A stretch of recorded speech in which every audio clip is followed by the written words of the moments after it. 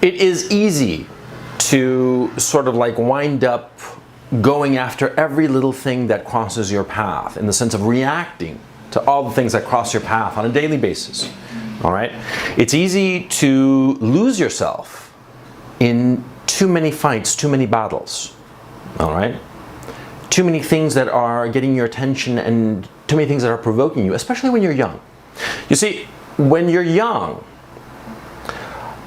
anything that sort of like stimulates you, anything just passing by, any trivial, inconsequential thing that stimulates you, makes you angry perhaps, that elicits a reaction from you, you tend to go after it. You know, this guy says something stupid, you know, something insulting, and you're like, hey, what do you have to say about that? Why are you saying this shit? Right, you know, something else happens that you don't really like. Your girlfriend does something that you don't really like, and you're like, hey, why are you doing that? And you wind up exhausting yourself. You wind up going after so many different stimuli, reacting to so many stimuli, that you exhaust yourself. You dissipate your energy. All right? Now, the thing is, see, when you're young, you have a surfeit of energy. And so sometimes, you know, that's just a natural thing that can't be avoided. Okay? So what you have to do, especially when you're young, you have to start thinking to yourself, what are the things that matter to me and what is inconsequential? And this extra energy that I have, I don't direct it to any stimulus that elicits a reaction out of me, but rather I channel it into something that is worthwhile. I exhaust myself in some task or activity that is worthwhile. Okay? Now, what I've just said is really a little bit abstract, so let me personalize it, or not personalize it. Let me ground it so that you understand what I'm talking about. You wake up in the morning, right? You wake up and you go out. And you go out and you're walking down the street to wherever. Maybe you're walking to the bus stop to go to work or whatever. And, you know, somebody bumps you on the shoulder, some passing guy, some asshole, you know. You turn around and say, hey, what's the matter with you? And you start arguing with the guy. And, you know, nothing happens much, just an exchange of words, but you're tired. You know, it saps your emotional energy. Then you get on the bus and the bus driver doesn't stop at your stop. And you're like, hey, what's the matter with you? And you exhaust yourself further. And you start getting into little arguments, little tiffs, allowing your emotional energy to be sapped by trivia that is happening in your life. How many times has that happened to you? Perhaps you don't verbalize it. Perhaps, you know, the bus driver, asshole that he is, doesn't stop at your stop, but stops, you know, 200 yards further on down, and so you have to walk the 200 yards down, and you're walking those 200 yards down, and you're mumbling to yourself, that fucking asshole, you know, he did this to me, left me 200 yards, and I rang the button. Why? Why are you doing this? Why are you doing this to yourself? You see?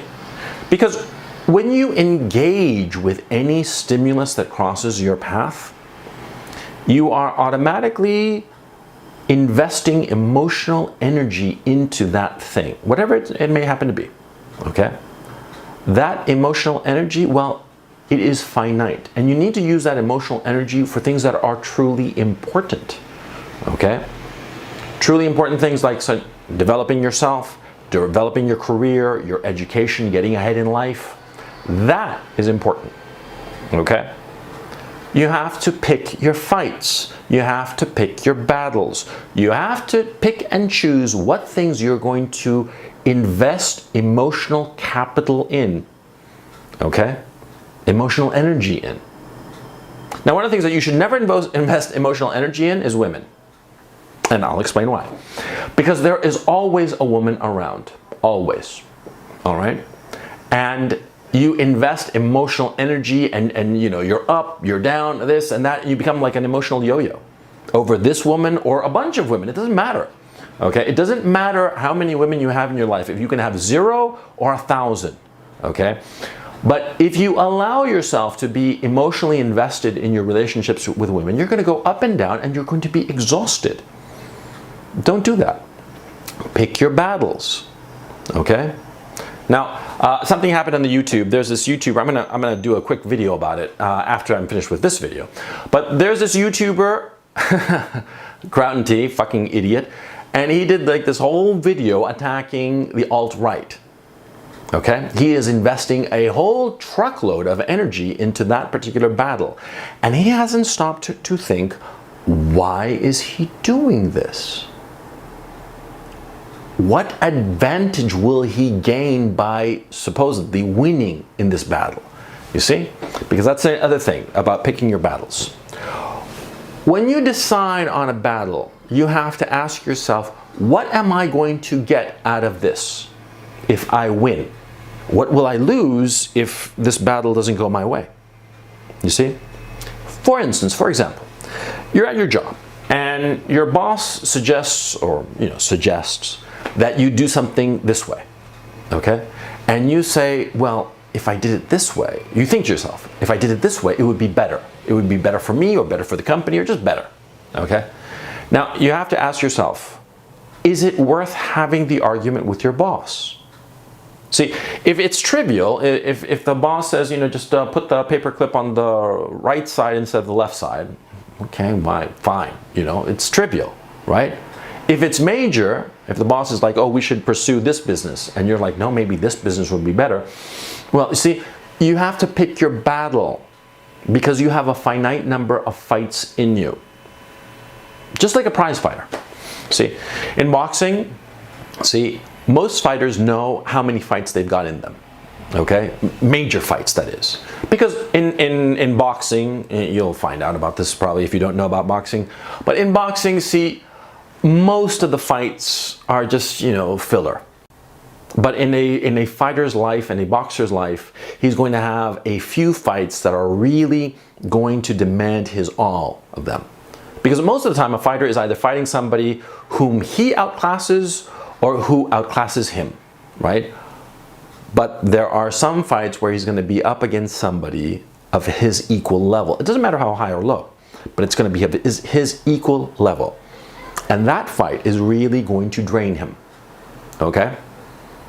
And that is the fight that he's going to put his all.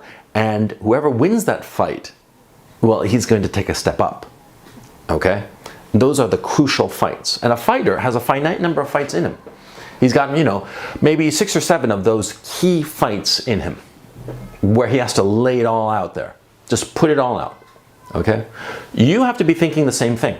You have to be thinking that in any given situation, with any given set of people, you have a finite number of fights in you. When I was young, I used to fight over every little fucking thing.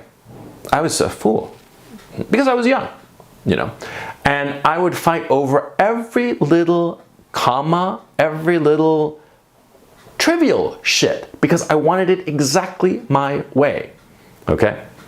Because I'm a control freak, okay? And control freaks tend to do that because they tend to lose sight of the big picture. And they focus on every little thing that they want just the way they want it because it fulfills some sort of weird emotional need, which I have, by the way. I don't have it as much anymore. I've grown out of it. And on the other hand, I've disciplined myself to know that some things are not very important, okay? I mean, some things they don't matter. But when I was young, I didn't realize this. And so I would fight every little fucking thing. Don't be like that. Don't be like that. It's something that I learned in my 30s, but that you can learn in your 20s, even in your teens. You have to, in every situation, you have to stop and say, what am I fighting over? That's the first question. And then the second question is, if I win, will it be to my benefit? Or if I win this argument, will it be to my detriment? Which can often happen. And you see, you always have to be making that calculation. Will it help me? Will it hurt me? If I win, am I really winning? Or is it better to cede the point and I gain something else? Because a lot of times, you have one person wants one thing and you want a different thing, right? And sometimes what they want is very important to them and for you it's trivial. And so if you just cede it to them, you actually win. You see? Think of it in those terms. Think that sometimes winning is actually losing and sometimes ceding, forfeiting the fight is actually a win. Because in a human relationship, in a human dynamic, that is often the case. We are constantly negotiating with one another. All right?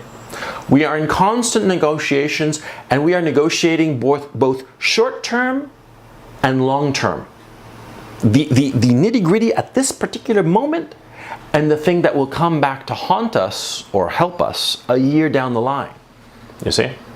So what you always want to be thinking is that in any relationship, in any disagreement with any person, because at the end of the day, you are only going to have disagreements with other people, right? You're not going to have disagreements with like the chair or the door, right? You're going to have disagreements with other people. You're going to want one thing and they're going to want something else.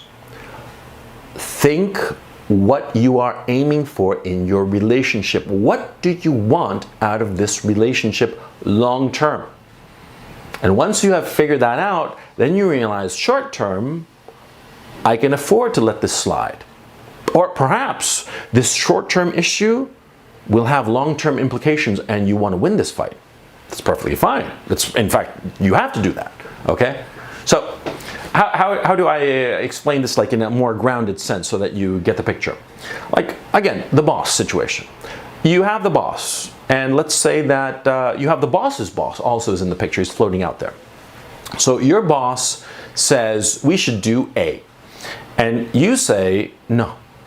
If we do A, we're going to lose money as a company. We should do B. And you fight this because you're convinced that you're right.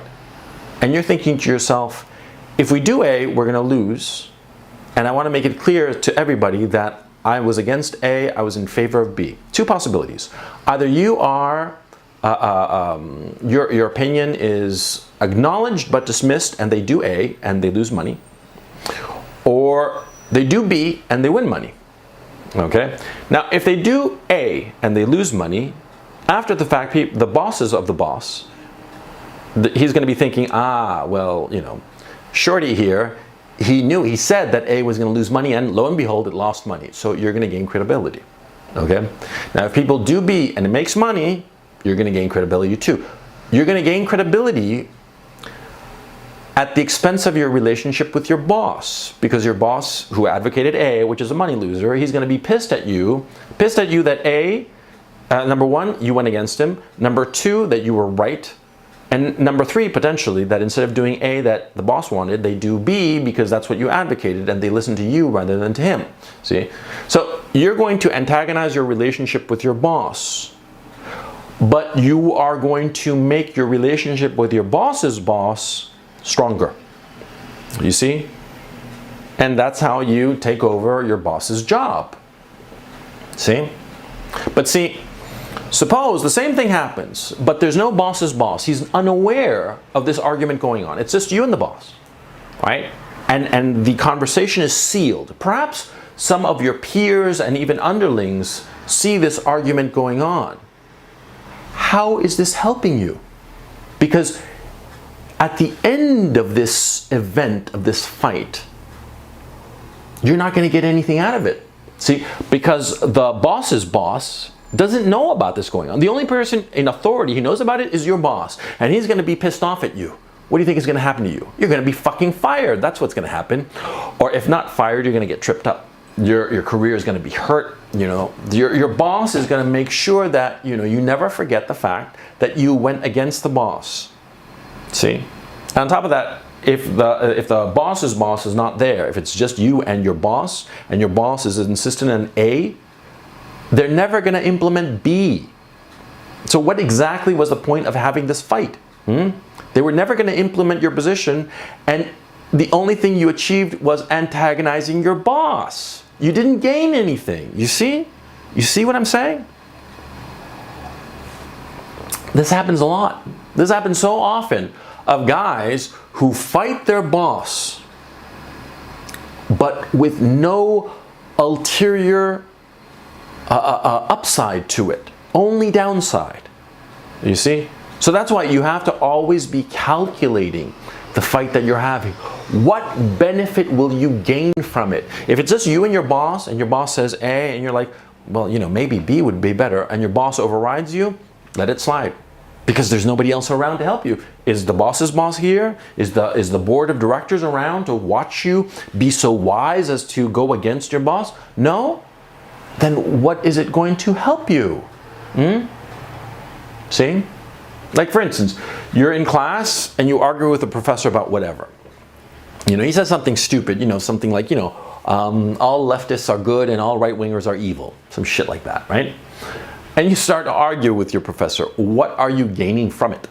What, your peers are going to think you're cool. So what? Who gives you your grade? Your peers or the professor? Huh? Think. See? And this is something I'm talking to you, in point of fact, I'm berating myself. Because I remember when I was a young shithead, you know, arguing with people for no benefit to myself. Don't make my mistake. Don't make my mistake. Pick your battles. Pick your battles, and in any battle, in any engagement, know exactly how you are going to win. If you can't figure out how you're going to win, don't engage. Don't get in the fight. Don't do it. Step back. Just say, This Kraut guy, for instance, I'm going to do a video about him, like I said before. I'm just itching to do it. But anyway, this Kraut guy, he's picking a fight with the alt-right, with the 4chan alt-righters, okay? The big, you know, autistic savants, you know, weaponize autism, those guys, right? He's picking a fight for what purpose? What is he going to gain? Nothing. See? That's why he's a fucking idiot. Because he's got nothing to gain. See? If he had something to gain, well, okay. But what? He's going to fight with the alt-right. And just say for the sake of argument that he's actually correct. What? So he antagonizes all of 4chan. How is that helpful? And the other possibility, of course, which is actually what's happening, is that he makes a fool of himself. He makes a fool of himself and loses more and more credibility, more and more subscribers. I mean, as I'm watching, he's lost like 300 subscribers so far, just this morning. And, you know, it's like, what time is it? It's 11 in the morning here in London. So that's what, 7 in the morning? No, 6 in the morning in New York. You know, in the US, they're just waking up. And his audience in the US, as the morning and the afternoon progress, you know, he's going to start losing subscribers, bleeding subscribers again. Because he picked a fight that he couldn't win. And even if he could win it, there was nothing to be gained. Don't be like that. Be smart. See? Because remember, as I said before, you have a limited number of fights in you. Make them count.